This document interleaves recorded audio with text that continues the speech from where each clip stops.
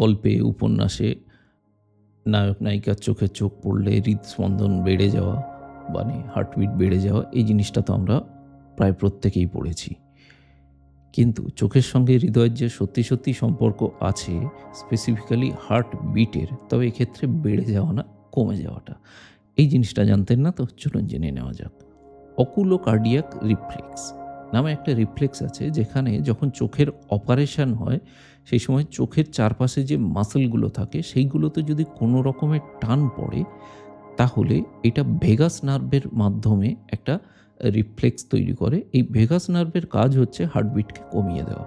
তো কাজেই যদি ভেগাস নার্ভটা স্টিমুলেটেড হয়ে যায় চোখের মাসেলের টান পড়ার জন্য, তাহলে হার্টবিট কমতে থাকে এবং এটা এক্সট্রিম কেসে অনেক সময় কার্ডিয়াক অ্যারেস্ট পর্যন্ত হতে পারে। সেক্ষেত্রে সাবধানতা অবলম্বন করতে হয়, অনেক রকম ব্যবস্থা নেওয়া হয়।